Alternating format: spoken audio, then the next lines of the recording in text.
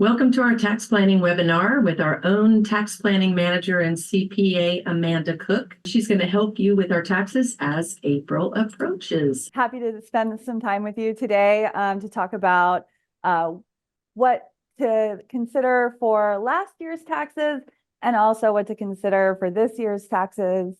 Since it's on the brain, this is the time of year that we're thinking about it with a particular focus on your retirement planning. So without further ado, I'm going to go ahead and get started. The first thing to know is that the filing deadline is April 15th. A lot of years it might be delayed a day or two. There's some DC specific holidays and things like that that have been making it not April 15th for the last several years. This year it is April 15th. However, if you are in San Diego, as Catherine mentioned, you do have until June 17th. That's for San Diego County residents. That's a result of the major storms that we had in January. There's a handful of other places around the country that have filing extensions. I saw actually right before coming in here that Hawaii wildfire victims in Maui, have until August 7th. So there's a few other extensions that are out there, a lot of Michigan, most of Maine, an area of Spokane, Washington. So different disasters that have happened that may extend this deadline. When that happens, that extends your original filing deadline. So anything that is due by the filing deadline that normally would not be extendable is actually extended to that new date, including paying your taxes. So that's a really important distinction. I'm going to start off just talking about some tax basics. We're going to go through basically a little bit of a glossary of what the different terms on your tax return mean. If you have your tax return handy, that would probably be really helpful to kind of follow along. But you'll see that it follows a pretty logical pattern through the tax return. So first you list all of your income sources. And this is, any type of income that you've received during the year. It all gets listed out line by line. Some of it comes from other schedules onto the lines. And the total of that number is going to be your gross income. So the only things that you're going to see deducted from your gross income is like your business expenses if you have them, maybe some commissions or selling expenses if you sold a home, something that goes into that initial number, your capital gains number or your net business income. But otherwise than that, your gross income is just what it sounds like, gross. Then you have adjustments from that income. These used to be called above the line deductions. There was a line on the tax form that these were above. So that's why they're still called that. But these are deductions that you can take from your income, even if you're not itemizing your deductions.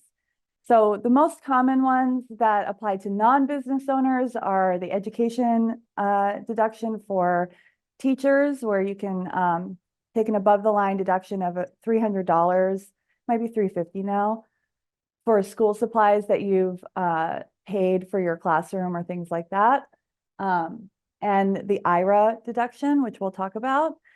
If you're a business owner, you can deduct your self-employed health insurance, your 1/2 of self-employment tax, and your self-employed retirement contributions, which we'll talk about here too. Another one that's really valuable that's still available for last year is HSA contributions if you didn't already max out for 2023. Your gross income minus your adjustments gets you your adjusted gross income. So this is a really important number on your tax return. It's called this on your tax return. There's going to be a similar line usually on your state return. This number is often used for phase-ins and phase-outs of different things that are on your return. So for example, net investment income tax is contingent on your AGI. Your IRA contribution limits are contingent on your AGI. Your medical expense deduction is contingent on your AGI. So this number gets used for a lot of different calculations within your tax return. It's also used to determine your Medicare tier if you're on Medicare. So it's a really important number. Sometimes it's modified and then it's called modified adjusted gross income. There'll be little additions and subtractions that go with it. But for the most part, this is going to be a pretty important number. After your adjusted gross income is calculated, you have the option to take either the standard deduction or itemized deduction. The standard deduction this year for married filing joint is $29,200.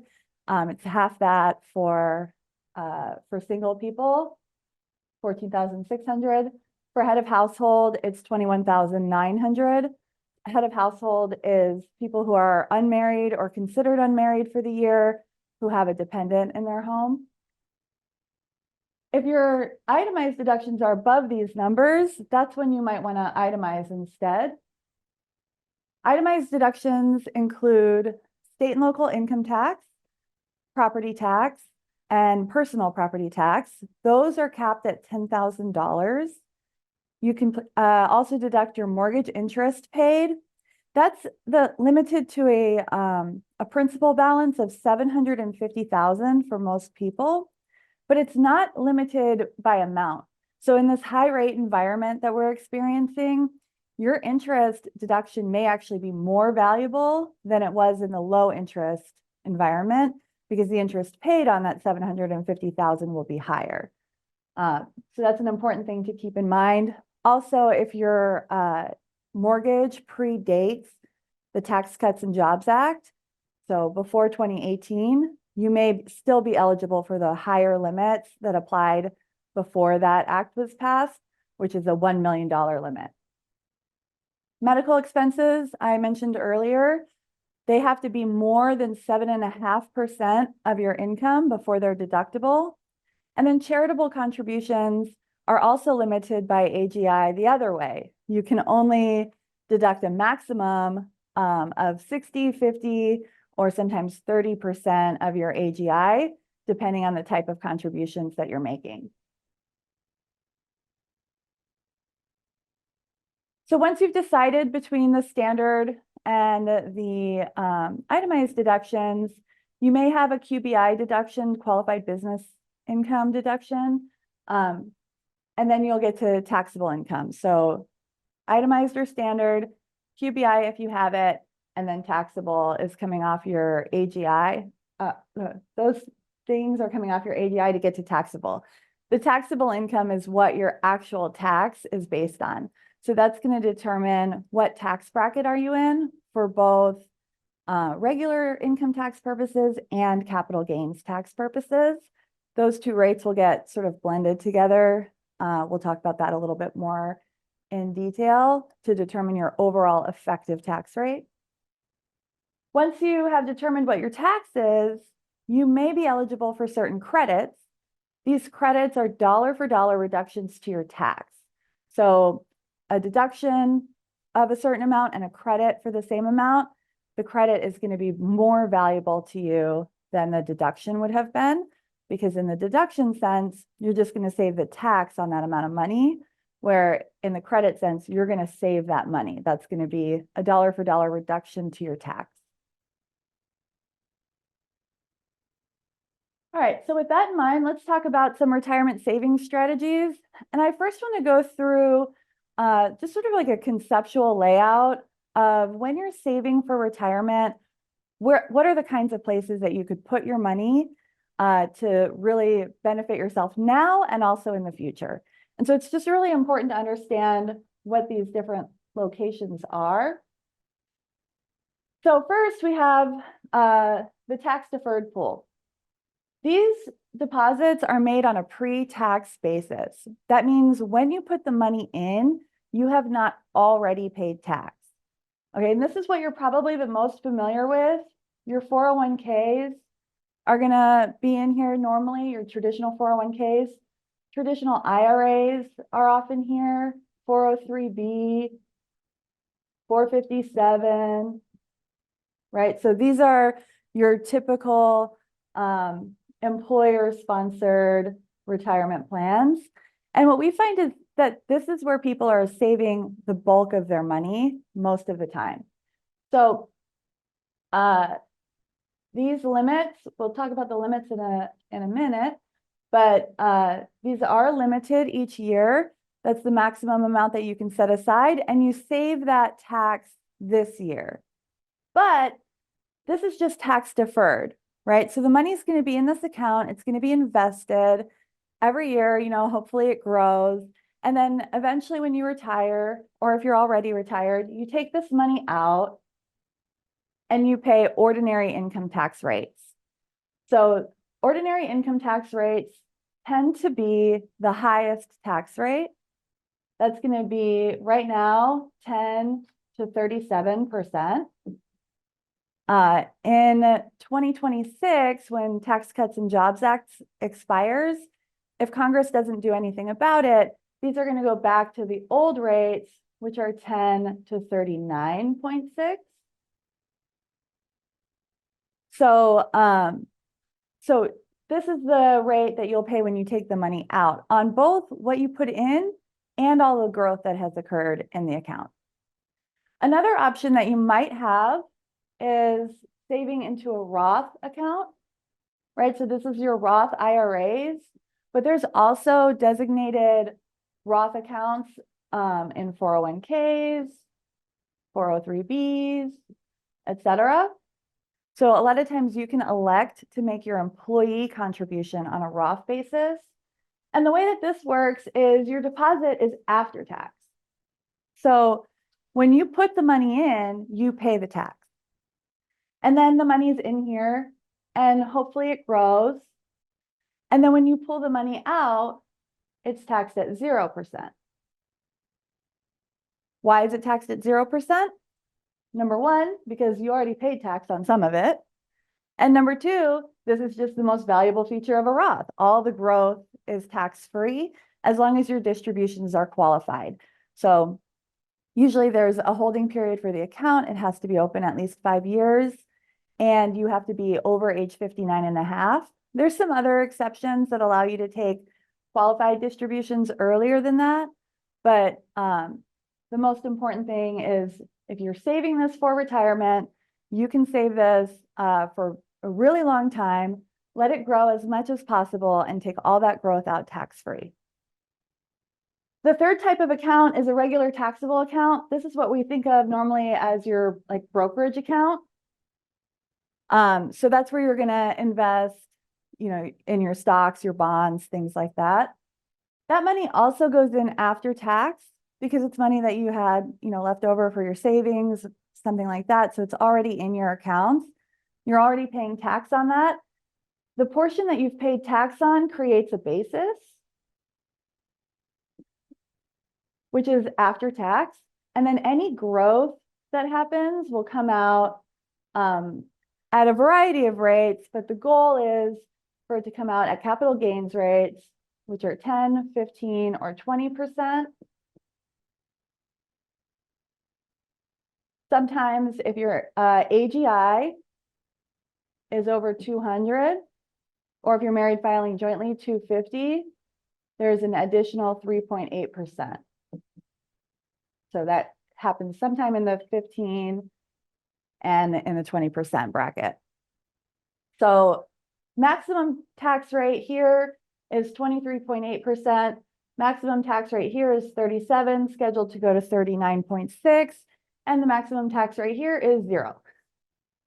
So identifying where's the best place to put your savings is really important. Sometimes it does make sense to save on the tax now, right? But other times it makes sense to pay the tax and then allow the money to either grow tax-free or be accessible to you before you're 59 and a half.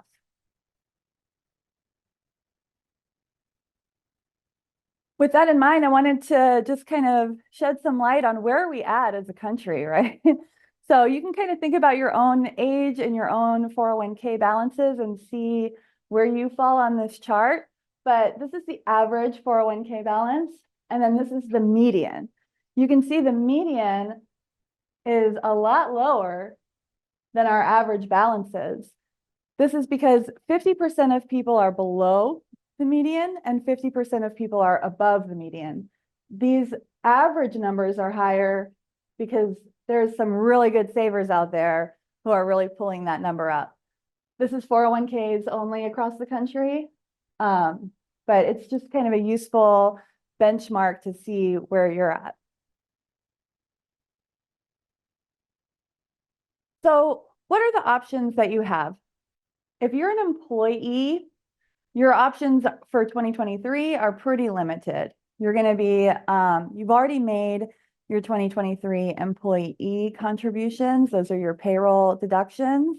But this is a really good time to assess, did you get the tax savings that you wanted last year? And do you want to continue doing the same amount and the same type of contribution this year? For 2024, elective deferrals are $23,000 if you're under age 50. If you're 50 or older, you can do an additional $7,500. So that's a total of $30,500. If you have a 457 plan, in addition to usually a 403B, you can make those elective contributions again to the 457. The 457 does not count against your limit for 401k and 403B and TSPs. The total contribution to the plan is limited to $69,000.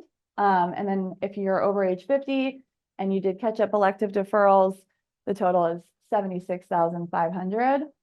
That additional amount is often made up by employer contributions, but there are certain companies that maybe once you've maxed out your contribution and once they've put in whatever their employer matches, they allow you to do after-tax contributions. So after-tax contributions are a little different than Roth. They create basis in your account, but a lot of them will allow you to do what's called an in-plan conversion. So you make the contribution after tax and then you move it to a Roth account within the 401k plan.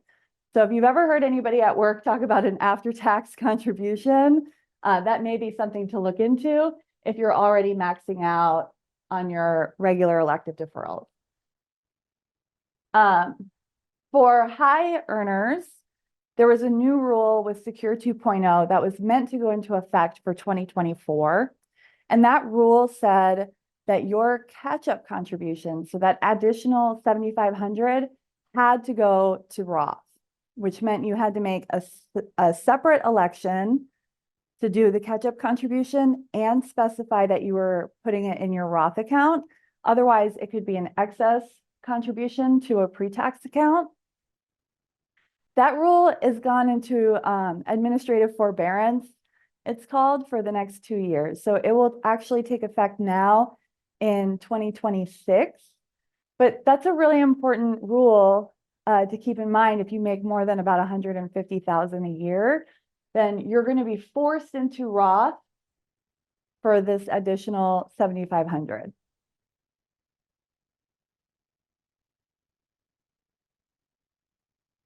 The other option for savings, if you don't have an employer plan available, is to do a traditional IRA.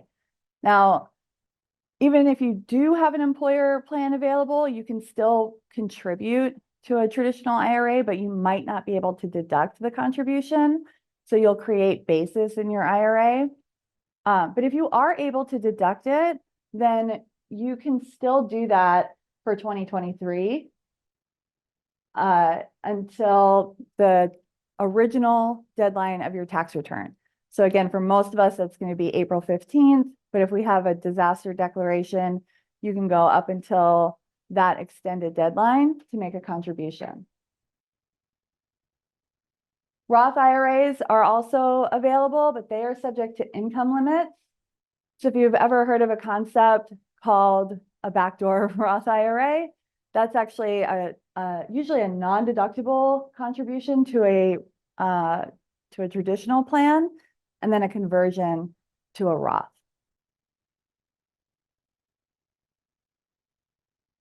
If you have any kind of side income or you're self-employed, you can also set up self-employed retirement plans.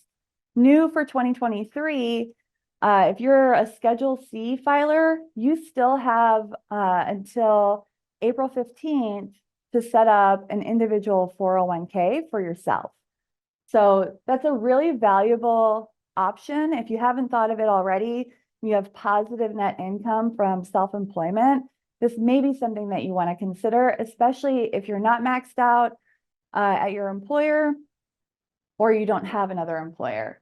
It allows you to get the most contributions because you can do those elective deferrals, plus your own employer, so you can do an employer matching contribution that you set up. For you to get that extended deadline to April 15th, it needs to be an unincorporated business, so not an S corporation or a C corporation, and you have to be the sole owner and sole employee. The value here is that it's not included in pro rata calculations. So if you have basis in an IRA, like we talked about making non-deductible contributions to an IRA, it can be difficult to pull that basis out because every distribution that you take out is going to be partly pre-tax money and partly your basis. This is not going to count towards that calculation. So you can put pre-tax money here and keep your pro rata amount in your IRA lower so that you can have more of your basis come out each year. There is a form to file. It's called 5500 EZ. This is required when the balance is more than 250K or in the year that you close the plan. So the penalties for not filing this form are pretty severe, especially if the IRS catches you before you catch it. So it's really important to be aware that this filing requirement exists. There's two other options for self-employed people that are really valuable. The SEP IRA contributions are employer contributions only. So that can be set up all the way up until the deadline for your employer return, including extensions. So if you are your own employer, you can put that on extension. You can go all the way out till October to set up this plan and make some contributions. And there's no 5500 EZ requirement for SEP IRAs. Simple IRAs are just kind of like a small traditional IRA plan. There's a relatively small amount of contributions that can be made on the employee side, and then there's usually a mandatory match on the employer side. So both of these brand new are allowed to be Roth. So that's new under Secure 2.0. Previously, the only option for those was pre-tax. If you wanted to do Roth savings, you had to do a 401k. Now, these two types can also be Roth. Most of what I've been talking about for people who have a business is if it's really just yourself operating the business.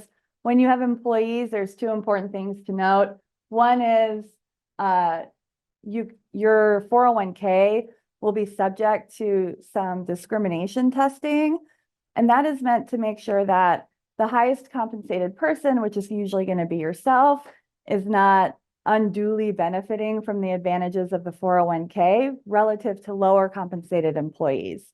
So that testing process can be kind of an administrative headache and can produce excess contributions for yourself based on the formulas that the third-party administrators do.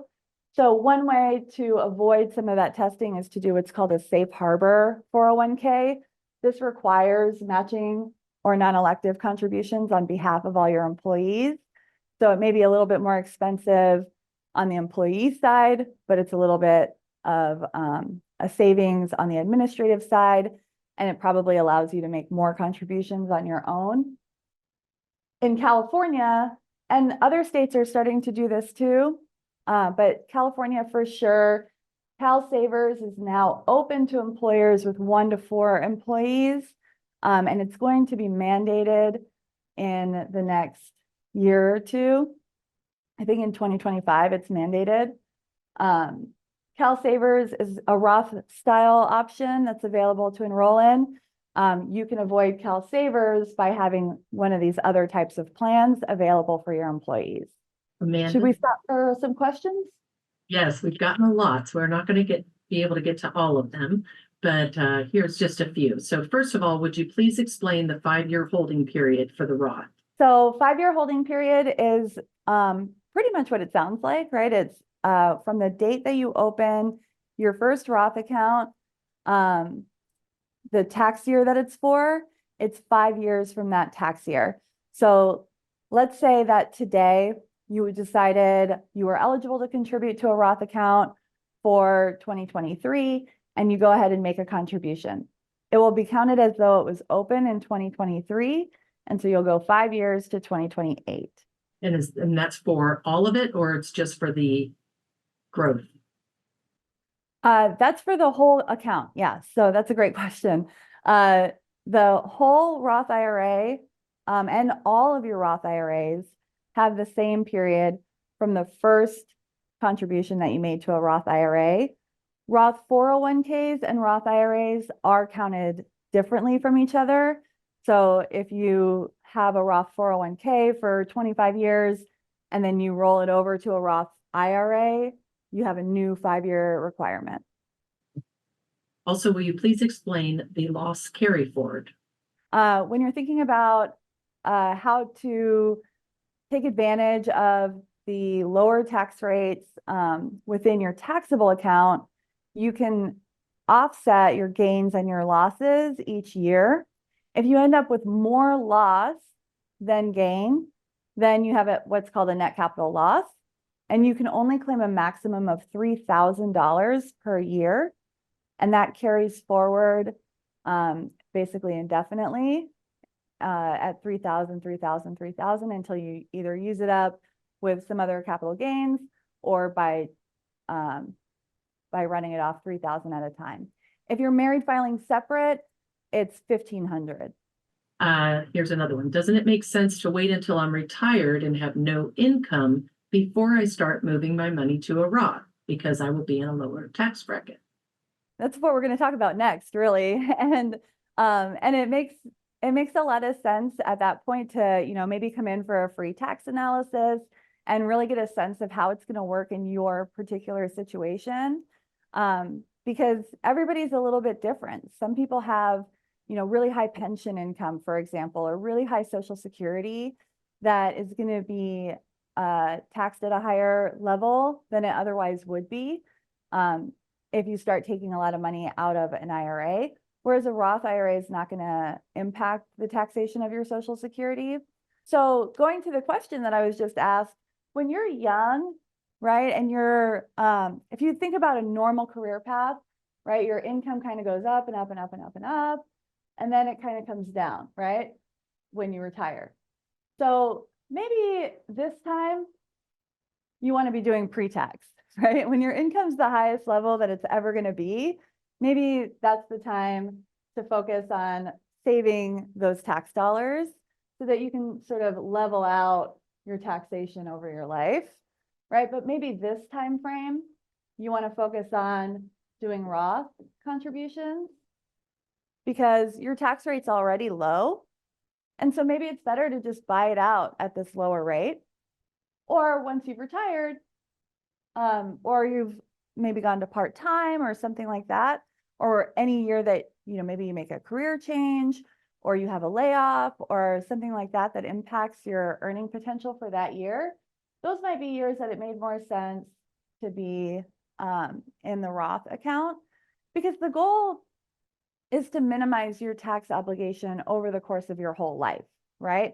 So, it's not, you're not going to totally save the tax on all of this. You're going to have to pay the tax either up front or here on the back end when you take the distributions.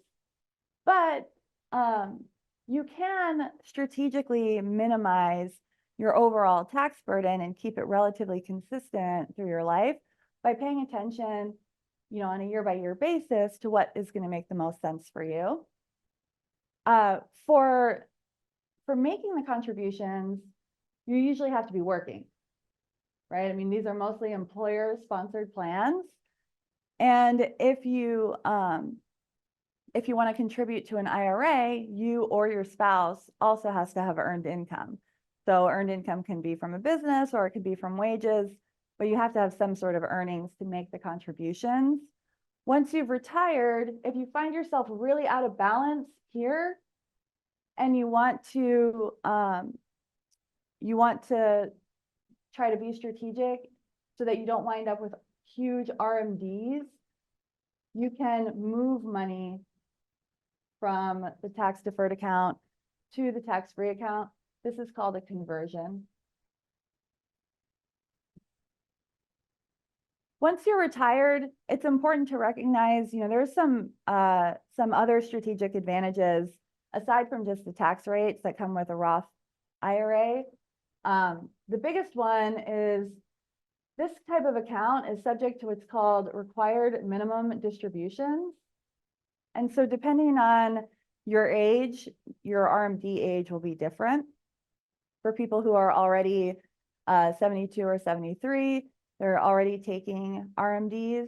For people who are born during the 1950s, the RMD age is 73. For everybody born 1960 and later, it's 75. But at this point, the IRS starts forcing you to take money out of this account, right? So whether you need it or not, you have to take this money out. Also, if you die with money in this account, it's called income in respect of a decedent. It is part of your estate for estate tax purposes if you have a estate tax concern. And then it's also taxable as regular ordinary income to your beneficiaries. So nobody's avoiding this ordinary income tax rate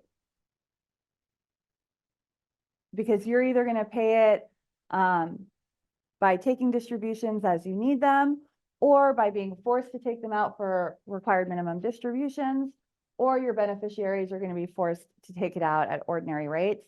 For most beneficiaries, they only have a 10-year period to empty the account. So that can be a really high number sometimes, maybe you have, a number that is like a 7-figure number in here. And if you imagine distributing all of that out in 10 years, that's going to really impact your beneficiaries, but especially if they're still working. Over here, on the other hand, it's also income in respect of a decedent.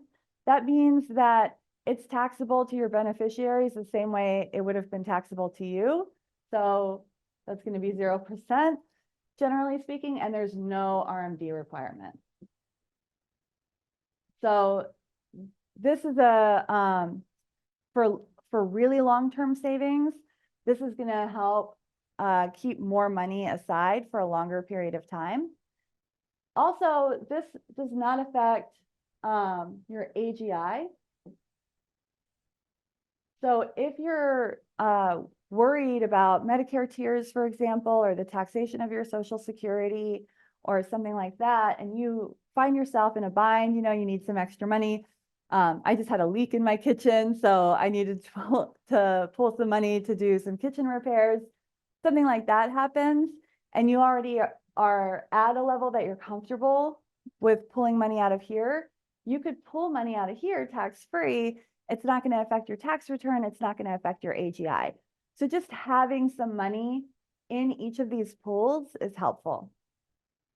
This pool, this taxable pool, this is kind of like everything that's left over, right? Because it kind of blends the benefits of both. It's after-tax money, you have basis, and you have some favorable tax rates, but it's not quite as powerful as the tax-free. There's just no limit on what you can put into this account. So if you're already maxed out in the other two, you can put money here. This basis is your after-tax money. And then you have the growth, which is what I gave those 0, 15, and 20% rates. But if you don't have growth, right, you have negative growth, then that's where you have that capital loss. And you can either claim the capital loss to offset your gains, or you can claim up to $3,000 per year. Anything that's left over carries forward. So really it's about getting this all into the right balance, right? And that's what an advisor can really help you do, is to really look through your situation, your income, your current tax rates, your expected future tax rates, see what your trajectory is, and help you balance these over the course of your life so that you can have a more fruitful retirement and not potentially put yourself in much higher tax brackets in retirement than you even were when you were working. Related to that, this is the current year 2024 tax brackets. So as I mentioned, they go from 10 to 37%. This is based on the taxable income number on your tax return. The capital gains sit on top of your ordinary income. So you take the capital gains out of your taxable income to figure out where you are here, and then wherever that number is, your capital gains will be taxed at that rate. So your capital gains are not necessarily taxed at 0, 15, and 20%. On this slide, your income will start at 10, and then it'll go to 12, and then it'll go to 22 to wherever you're at, right? So you're gonna pay all those rates as you go. But once you get to a certain point, really it's about the 12% bracket, then all of your capital gains are going to become in the 15%. And then once you are over these numbers, it'll be at 20. I mentioned in 2026, the Tax Cuts and Jobs Act is expected to expire. So the rates are going to go from 10 to 37, and also from 10 to 37 to 10 to 39.6. But the real jumps are right here. This is where most middle income people are going to fall. And there's particularly for married filing joint filers, these do not line up perfectly. A little bit of this is in the what is currently the 24%. A little bit of this is what's currently in the 22%. So you'll find that your taxes in these middle income areas in 2026, if nothing is done, might jump pretty significantly.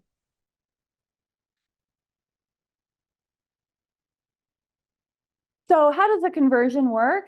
As I mentioned, that's going to be pulling money from the taxable account to the tax-free account.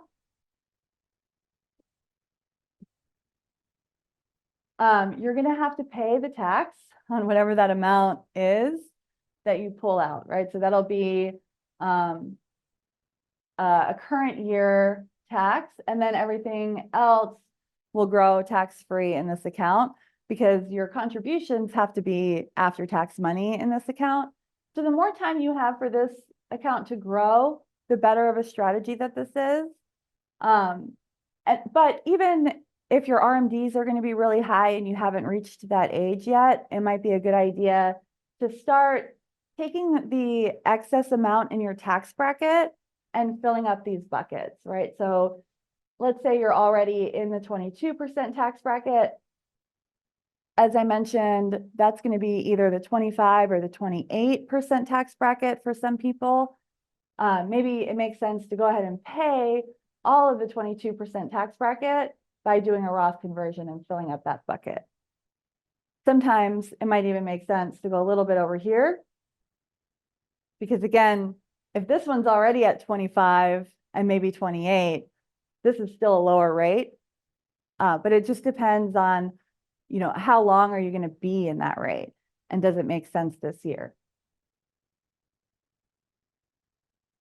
If your capital gains are taxed at 0%, you might be paying kind of like a double tax by doing a conversion. So you want to keep an eye on where your capital gains rates are. You might also have a qualified business income deduction affected. There's kind of two pieces, there's a lower limit on the qualified business income deduction. So sometimes doing a Roth conversion or otherwise increasing your gross income actually increases this deduction. And other times it puts you into phase outs, particularly for specified service trades or businesses, which is like everything that I'm involved in, right? In the law, CPAs, financial advisors, a lot of those kinds of advice-oriented jobs are called specified service trades or businesses. And if the income is too high, you'll phase out of this deduction. So sometimes you want to make sure you're preserving this while it still lasts. This is also from TCJA, so it also expires in 2026. You might want to be mindful of your Medicare premiums. Medicare premiums are based on your AGI, and it's based on your AGI from 2 years ago. So if you're planning to enroll in Medicare at 65 and you're currently 63, this is the year that you need to start thinking about what is your AGI going to be for calculating your premiums. And then I mentioned pro rata earlier, but this happens when you have usually a traditional IRA and you made some non-deductible contributions. So you have basis. Each year, money is going to come partly out of this pool and partly out of this pool. So one common strategy is to make a non-deductible contribution to an IRA and then immediately convert it to a Roth IRA if you're over the Roth IRA income limits. If you do that when you have other IRA balances, including SEP IRAs and simple IRAs, then it's not going to be a tax-free transaction. So understanding how much is your basis and what's the total is important to knowing what the tax impact of that is really going to be.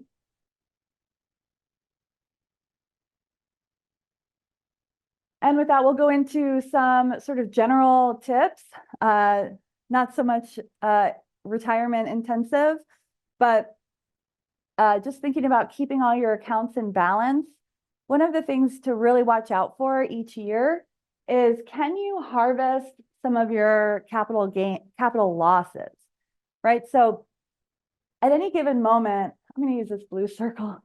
At any given moment, the idea is that stocks are going to go up, but they go really kind of up and down throughout time. So if you can sell your stock at these low points and then reinvest into the market and ride that up, you're going to be able to accumulate losses on your return.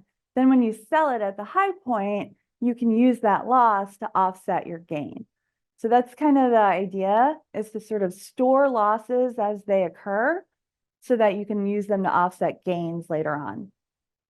A lot of times people think this means they're losing money, right? But the idea is not to lose money. It's just to take advantage of the low points in the stock market in order to offset some of the higher points later on.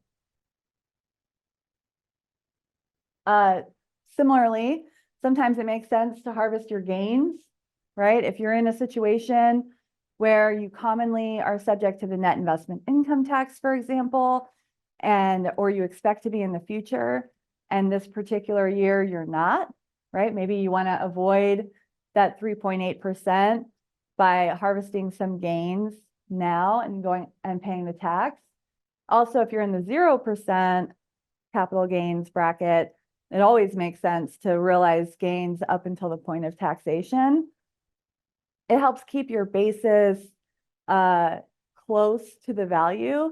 So it has kind of that similar effect of harvesting losses. The Backdoor Roth IRA, this is that contribution to a traditional IRA when you're over the Roth IRA income limits and then converting it to a Roth IRA. So again, the idea here is for this to be a tax-free transaction. right? If you make a non-deductible contribution of $7,000 for 2024, and then you immediately roll it over, you would expect that $7,000 not to be taxed again. But if you have a lot of pre-tax money in your IRA, it's going to be taxed twice. So it's important to understand how this fits into your overall plan. But if you don't have any other IRA balances, like everything's in a 401k, for example, that balance does not impact the pro rata calculation. So you can make this a tax-free transaction. Net unrealized appreciation is a strategy that's available to people who have stock in their employer in their retirement account. And sometimes it's a really cool strategy when you purchase that stock within the retirement account at a very low cost relative to its current value. So the idea here is you buy the stock inside your retirement account. Let's say you paid $1 for it, right? And now it's worth $100. You would move the money from your pre-tax account actually over to your taxable account. And by moving it to your taxable account, you pay tax only on the basis, and then the growth will be subject to capital gains rates whenever you sell the stock. So it effectively takes money out of your pre-tax ordinary income bucket and moves it over to the capital gains tax rate bucket. This is only available for your employer's stock inside your retirement account. So it's a limited number of people who can take advantage of this. And it really only makes sense when your basis is very low, because otherwise you're putting it into a taxable account every year. You know, dividends, rebalancing, anything like that is going to be taxable to you. The tax deferred growth in your IRA or your 401k might still be better. When it comes to gifting to charity, there's a couple of different ways that you can do this. You know, the most common is you write a check, right? But that might be the least efficient. So we'll talk about a couple different strategies here. One is called a donor advised fund. This is one of the fastest growing financial tools in the country right now. What this allows you to do is create basically an investment account, and you transfer your stock directly to this fund. So you could have stock in some highly appreciated company, right? Like whatever the hot stocks are right now that you might have in your portfolio. You transfer that stock directly into this type of an account. You get to take an itemized deduction up to 30% of your AGI for the full value of that stock. Now, what does that do? Number one, it gives you a deduction. But number two, the reason that it's better than donating the money directly is you also have no capital gain. So all that gain that you realized in the stock, say you paid $200 for this stock and now it's worth $2,000, you could get a deduction of $2,000 and not pay capital gains tax on that other $1,800 by doing this directly. The trade-off is the limit is lower when you donate appreciated assets. So that limit is 30% of your AGI. Also, another advantage of a donor advised fund is it allows you to sort of group your contributions over several years.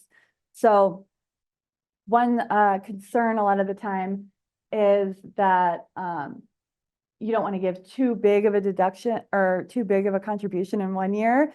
They'll be calling you all the time looking for that same amount the next year. You could do, like, let's say $50,000, right? And then you could distribute that out $5,000 a year over time to the charities. So the money can sit in this account, but you get the full deduction now. So this is really helpful if you're otherwise below the standard deduction. You can take advantage of this in 1 year and then take the standard deduction the later years.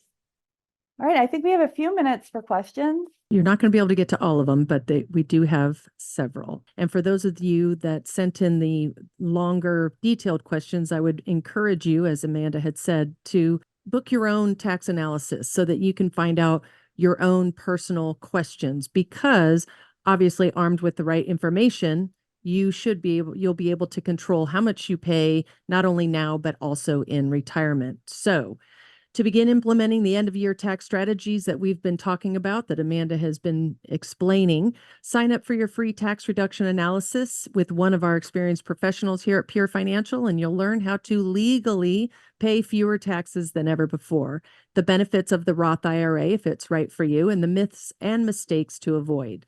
Plus, you'll learn more about tax loss harvesting techniques, tip for reducing taxes on your investments, and how to generate your tax efficient income.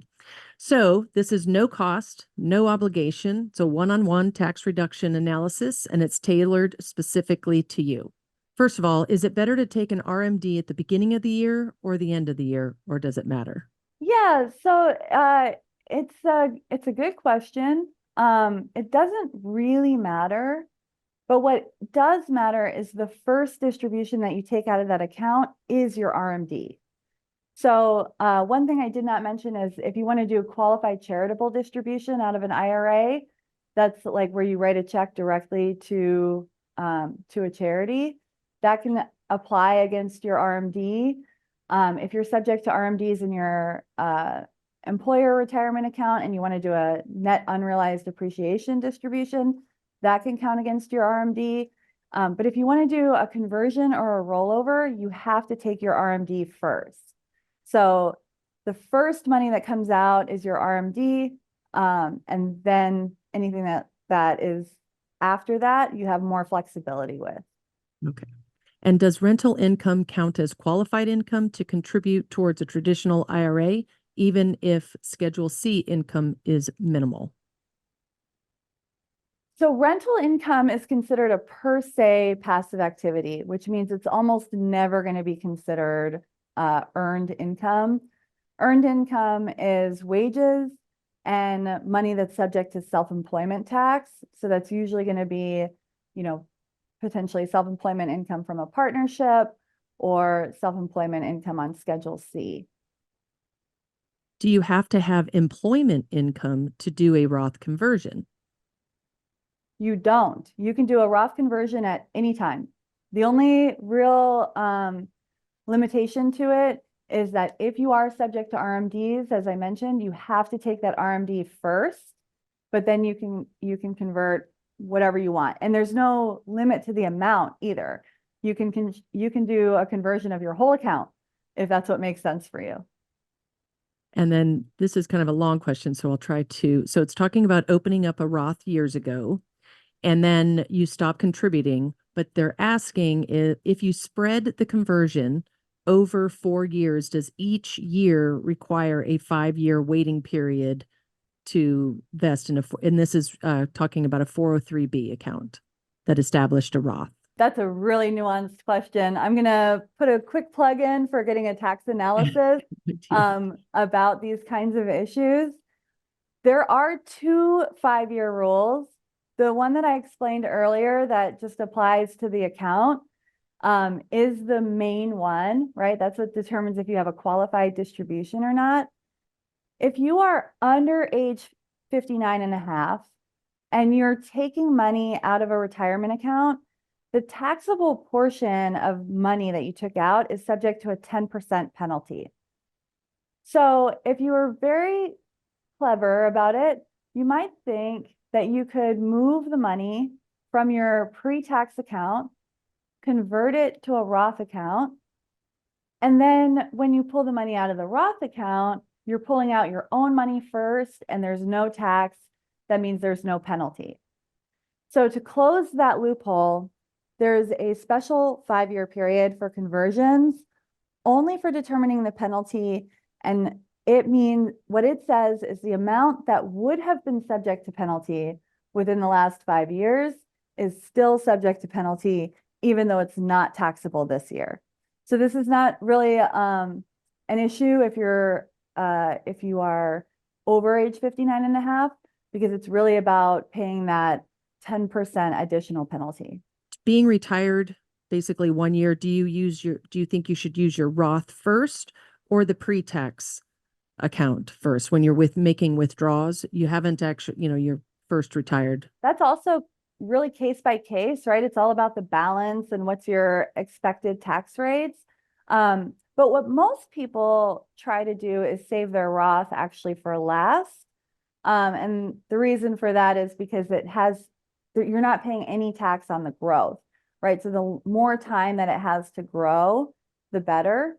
That's kind of like a common approach to it, but nothing is right in every situation, right? It just depends where your income is at in the current year, where it's expected to be in the future, and what's the right balance to pull from in order to keep you at a comfortable level. Any other questions that you might have here, make sure you click on these links and give us a call or go to info@purefinancial.com. Have a wonderful day. Thanks, Amanda. Bye. Thank you.